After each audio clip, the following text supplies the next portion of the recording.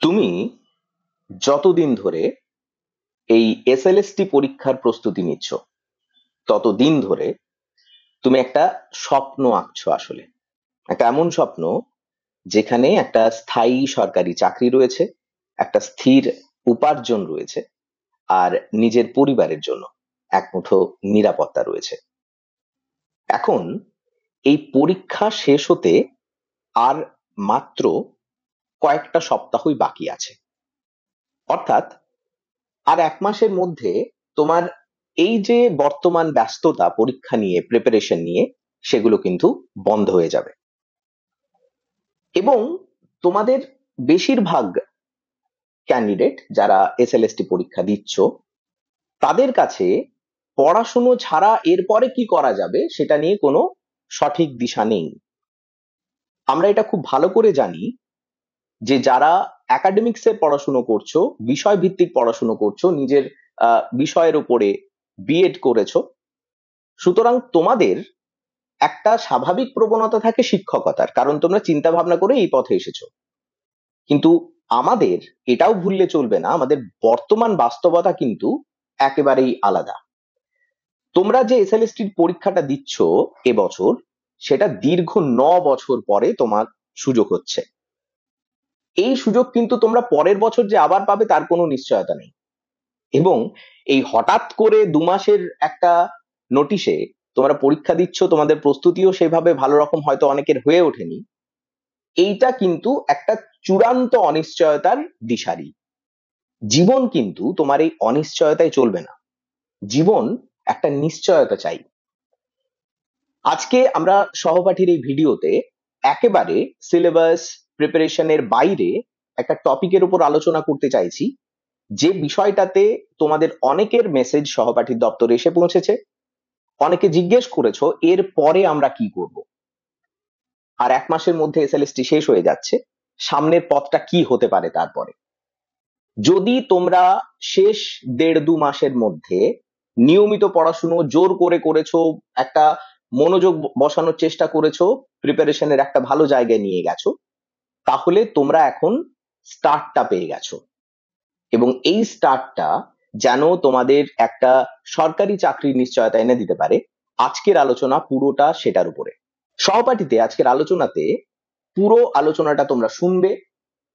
আমাদের এটা বিশ্বাস যে আলোচনাটা শেষে তোমাদের একটা স্পষ্ট ধারণা হবে যে এরপরে কি করণীয়, এরপরে কি কি কাজ আমরা করতে পারি, যাতে করে আমাদের একটা ফার্দার ডেভেলপমেন্টটা হতে পারে। হয়তো ভিডিওটা একটু লেন্দি হতে পারে, কিন্তু এটা আদতে তোমাদের উপকারের জন্যই, তোমাদের সুবিধের জন্যই, বোঝার জন্য। হয়তো তোমরা এই ভিডিও থেকে পরের একটা দিশা পেতে পারো। ফলে অনেকে যারা এই অনিশ্চয়তায় ভুগছে, এসএলএসটি তো দিয়ে দেবো তারপরে কি করব, তোমাদের জন্য তার পথটা আমরা তত্ত্ব তলাশ করার চেষ্টা করেছি এই ভিডিওতে, যাতে করে তোমরা একটা স্পষ্ট ধারণা পেতে পারো কিভাবে পরের প্ল্যান অফ অ্যাকশনটা তোমরা ঠিক করতে পারবে। দেখো, প্রথম কথা সবার আগে বলে নি যে আমাদের এই ভিডিওটাতে আজকে আমরা পুরো দুটো ভাগ রেখেছি। একটা হচ্ছে প্রথমত পথগুলো আমরা আলোচনা করব, এসএলএসটি ছাড়া এসএলএসটি পরীক্ষার পরে আর কি কি পথ আছে যেখানে তোমরা যেতে পারো। এবং সেই পথগুলো আলোচনার পরে আরেকটা সেগমেন্টে আমরা আলোচনা করব যে কেন তোমরা সেটা চেঞ্জ করতে পারো এবং কেন তোমাদের সেটা চেঞ্জ করা উচিত, যাতে করে তোমরা ফার্দার লাইফে একটা বেটার জায়গাতে পৌঁছতে পারো। তো চলো শুরু করা যাক। প্রথম যে পয়েন্টটা যেখানে তোমরা ভাবতে পারো, যেহেতু তোমরা গ্র্যাজুয়েট লেভেলের পরীক্ষা দিচ্ছ এসএলএসটি তে, এই পরীক্ষাটাতেই এই লেভেলেই তোমরা আরেকটা পরীক্ষা দিতে পারো রাজ্য সরকারের, হয়তো তোমরা অনেকে দাও কিন্তু অতটা সিরিয়াস নও। সেটা হচ্ছে ওয়েস্ট বেঙ্গল সিভিল সার্ভিস। নিশ্চিন্তে বলা যায় এটা যে রাজ্য সরকারের সর্বোচ্চ পর্যায়ের চাকরি এটি। এসএলএসটির পড়াশুনো তুমি যেভাবে হঠাৎ করে শুরু করেছো, হয়তো তুমি তার আগে নিয়মানুবর্তী এতটা ছিলে না, কিন্তু হঠাৎ করে শুরু করার ফলে কষ্ট হোক, একটু জোর করেই হোক, পরিশ্রম করে হোক, তুমি যেহেতু অভ্যস্ত হতে শুরু করেছো, এখানে তোমাদের কিন্তু এই অধ্যবসায়টাই তোমাদের পরবর্তী ক্ষেত্রে ডাব্লিউবিসিএস এর মতো পরীক্ষাতে সাহায্য করবে। এসএলএসটির পড়াশোনায় তুমি যেসব সাবজেক্ট শিখছো, নিজের বিষয়ের উপরে যে টপিকটাকে জানছো বুঝছো। ডাব্লিউবিসিএস কিন্তু সম্পূর্ণ অন্য পরীক্ষা। এখানে একাধিক বিষয়ের উপর পরীক্ষা হয়, এবং এই যে একাধিক বিষয়ের উপর পরীক্ষা হয়, তুমি সেটাকে ডিল করতে অলরেডি শিখে গেছো। তুমি বোধহয় পারবে না বলে মনে করছো, কারণ যেহেতু তোমার নিজের বিষয়ের পরীক্ষা নয়। কিন্তু এটাও ঠিক, তোমার কাছে একটা এম্পল অফ চান্স আছে, যে চান্সটা তুমি কাজে লাগাতে পারো তোমার পরবর্তী চাকরির সুযোগের জন্য। এবং ডাব্লিউবিসিএস কেনই আমরা প্রথম অপশন রেখেছি, কারণ এতে 4টে গ্রুপ আছে: group A, group B, group C এবং গ্রুপ ডি। কোনো না কোনো গ্রুপে তোমার চাকরির সম্ভাবনা কিন্তু সব থেকে বেশি। এর থেকে সোজা চাকরি মানে সোজা ইন দ্যাট সেন্স যে কোনো একটা চাকরি যেটা তুমি এলিমিনেট হয়ে গেলে, তুমি কোনো একটা চাকরির পর্যায়ের থেকে তুমি তার মানে বাদই চলে গেলে সেই পরীক্ষাটা থেকে। কিন্তু ডাব্লিউবিসিএস এ সেরকম নাই। অর্থাৎ তুমি যদি কোনো ক্ষেত্রে কাট অফের থেকে একটু কম নম্বরও পাও মেন্সে বা তোমার ইন্টারভিউর পরে, হতে পারে তুমি নেক্সট যে গ্রুপটা আছো তাতে কিন্তু সিলেক্টেড হয়ে যেতে পারো। তার সেটাতেও না হলে তার পরের গ্রুপটাতে, মানে এ তে না হলে বি তে, বি তে না হলে সি তে, সি তে না হলে ডি তে। সুতরাং একটা পরীক্ষা দিয়ে এরকম 4টে চাকরির সুযোগ এটাতে কিন্তু শুধুমাত্র ডাব্লিউবিসিএসই দিতে পারে। সুতরাং তোমরা যারা পড়াশোনা শুরু করেছো, এটা তোমার জীবনের টার্নিং পয়েন্ট হতে পারে। এই পড়াশোনার যে গতিটা আছে এটাকে বন্ধ না করে তোমরা ডাব্লিউবিসিএস এর জন্য চিন্তা ভাবনা করতে পারো। এবং এখানে তোমাদের একটা নিজের সাবজেক্টেরও সুবিধা আছে। যে সাবজেক্টে তোমরা অনার্স করেছো বা মাস্টার্স করেছো, হতে পারে সেই সাবজেক্টটা তোমরা নিজেদের ডাব্লিউবিসিএস অপশনাল হিসেবেও নিতে পারো। ফলে সেটাও তোমাদের একটা বিশাল বড় সাপোর্ট দেবে। 400 নম্বরের সেখানে তোমার দুটো পেপার পড়ে, পেপার 1 এবং পেপার 2। তোমার কাছে কিন্তু 1600 নম্বরের মেন্সের 400 নম্বরের একটা ভীষণ বড় নিজের সাবজেক্টের ব্যাকআপ তোমরা কিন্তু পাবে। দ্বিতীয় যে কাজটা তোমরা করতে পারো, যে তোমরা ভাবলে যে আমরা এত অন সিরিয়াস নোট এত বেশি ডিটেল ডেসক্রিপটিভে আমরা যাব না, সেই ক্ষেত্রে তোমরা দ্বিতীয় যে অপশনটা আছে, এসএসসি সিজিএল এবং সিএইচএসএল, এমটিএস, এই ধরনের যে সেন্ট্রালের পরীক্ষাগুলো সেগুলোর জন্য তোমরা চিন্তা ভাবনা করতে পারো। কেন্দ্র সরকারের চাকরি পাওয়ার জন্য এই পরীক্ষাগুলোতে স্টাফ সিলেকশন কমিশনের কম্বাইন্ড গ্রাজুয়েট লেভেল সিজিএল ও combined higher secondary level CHSL এর পরীক্ষা কিন্তু দুর্দান্ত সুযোগ আছে। এখানে আয়ের পাশাপাশি তোমার পদোন্নতি সুযোগও কিন্তু সমান রকম ভাবে রয়েছে।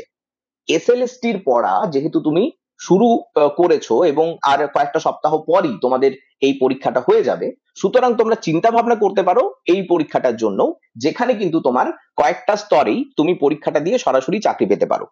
এই একটা ভীষণ রকম সুবিধে আছে তোমাদের এই মোমেন্টামটাকে এগিয়ে নিয়ে যেতে কেন্দ্র সরকারের। এবং কেন্দ্র সরকারের এই পরীক্ষাগুলো তোমরা জানো, যখন ভ্যাকেন্সি বেরোয় তখন তুমি এটার জন্য অ্যাপ্লাই করতে পারো। তোমার একটা ভীষণ বড় একটা সম্ভাবনা থাকবে, তুমি যদি কয়েকটা জিনিসকে বেটার করে নিতে পারো তোমার পক্ষে এই জিনিসটা কিন্তু সহজে চাকরির একটা সম্ভাবনা তৈরি করতে পারে।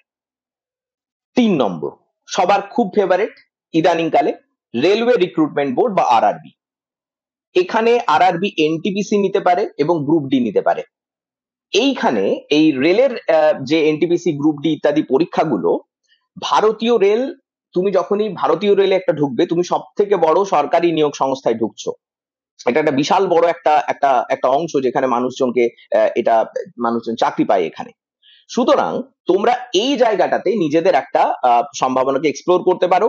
সহজ পরীক্ষা, সহজ ইন দ্যাট সেন্স যে তুমি যে জিএস ম্যাথমেটিক্স এ পড়াশোনা করছো সিএইচএসএল এর জন্য, সিজিএল এর জন্য বা তার আগে ডাব্লিউবিসিএস এর জন্য, সবটাই প্রায় কম্বাইন্ড ওয়েতে আছে, শুধু কিছু জিনিস পৃথক, কিছু জিনিস আলাদা। সেই কিছু জিনিসের জন্য তোমাকে এই বিষয়টা সিলেক্ট করে নিতে হবে যে কোন পরীক্ষাটা তুমি দেবে। সেটা আলোচনা আমরা সেকেন্ড সেকশনের আলোচনাতে আমরা আসবো। এরপরে তুমি যে রাজ্য সরকারের শিক্ষকতা চাকরি করছো সেখানে একটা খুব গুরুত্বপূর্ণ পয়েন্ট আছে, চতুর্থ পয়েন্ট আমরা আলোচনা করব, প্রাইমারি টেট এবং আপার প্রাইমারি টেট।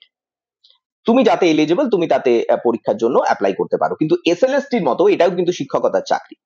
যদি শিক্ষকতার পেশাতেই শুধু তোমার আগ্রহ থাকে তবে কিন্তু এসএলএসটির প্রস্তুতির সঙ্গে সঙ্গে তুমি ডাব্লিউবি টেট এবং আপার প্রাইমারি টেটের জন্য সমান রকম ভাবে প্রিপারেশন নিতে থাকো। প্রাইমারি এবং আপার প্রাইমারি এই দুটোতেই তোমার কিন্তু একটা স্থির চাকরির নিশ্চয়তা তুমি তৈরি করতে পারো।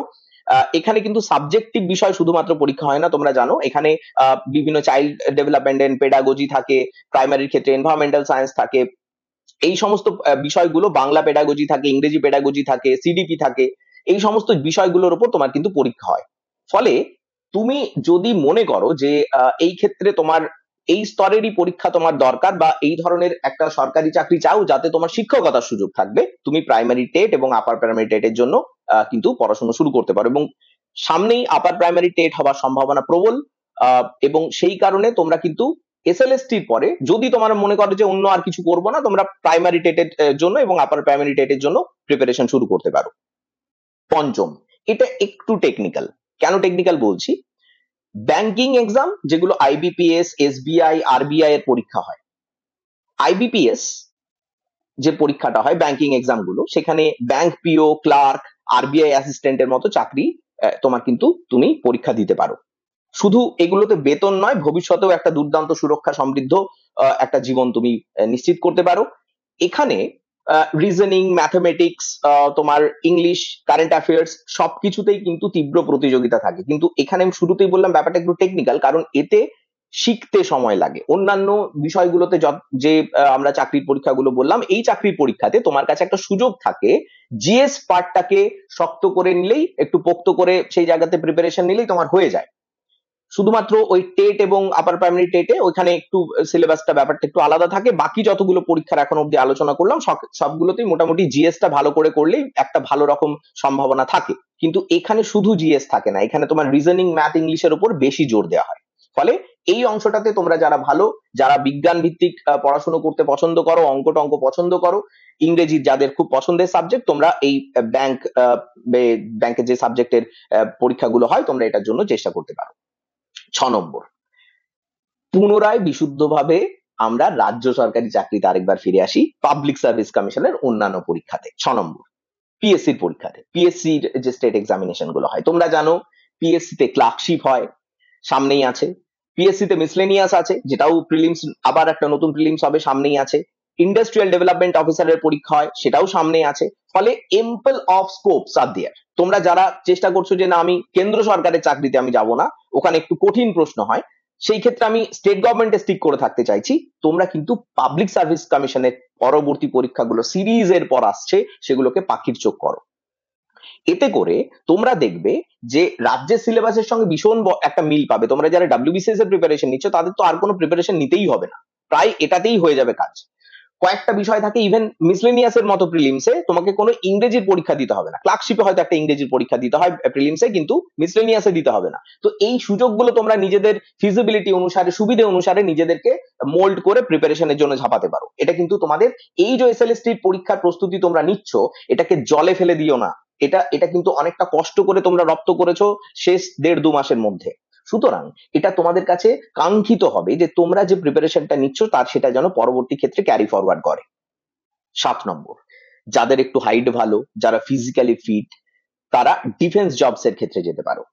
সিডিএস, এফসিএটি, সিএপিএফ, বা তুমি ধরো যে সমস্ত কেন্দ্র সরকারের জিডি, মানে 7টা বাহিনীতে যে চাকরি হয়, আমরা দেখতে পাচ্ছি রাজ্য পুলিশের ডাব্লিউবিপি রয়েছে, রাজ্য পুলিশেরই আমাদের রাজ্যেরই আরেকটি পুলিশ বাহিনী রয়েছে কলকাতা পুলিশ, কেপি, এবং এখানে কনস্টেবল হয়, এসআই হয়, লেডি কনস্টেবল হয়, সব পরীক্ষাগুলো পরপর কিন্তু হয়। এবং সামনেই তোমাদের পুলিশের কয়েকটি পরীক্ষার জন্য কিন্তু নোটিফিকেশন জারি হয়ে গেছে, তোমরা জানো কবে কবে পরীক্ষা, সেই সব সম্পর্কে তোমরা অবহিত।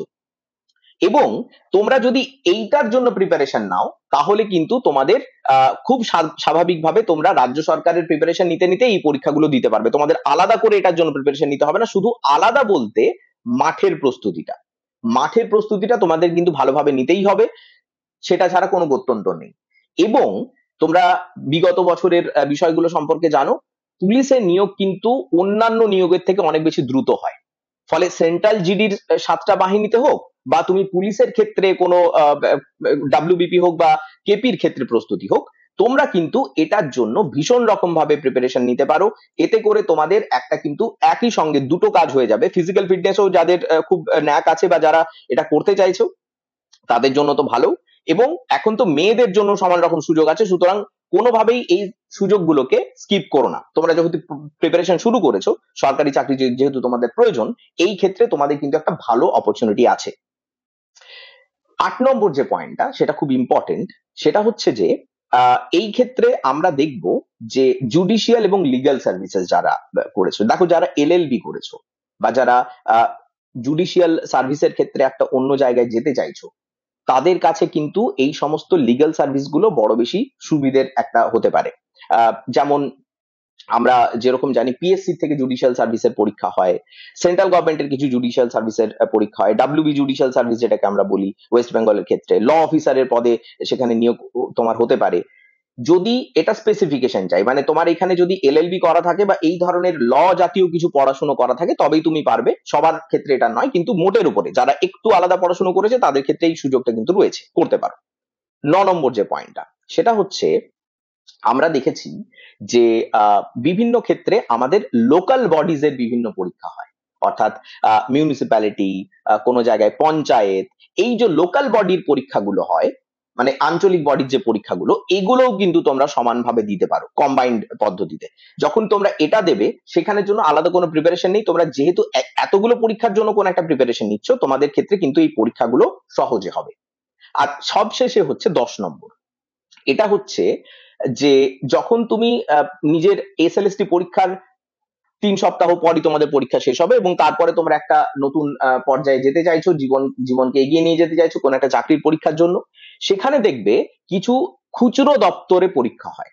খুচরো দপ্তরে ছোট ছোট পরীক্ষা হয়, খুব কম সিট আসে, যেমন আমি আইডিওর নাম করলাম, ইন্ডাস্ট্রিয়াল ডেভেলপমেন্ট অফিসার, খুব কম ভ্যাকেন্সি থাকে, কিন্তু এই পরীক্ষাগুলো খুব ভালো হয়।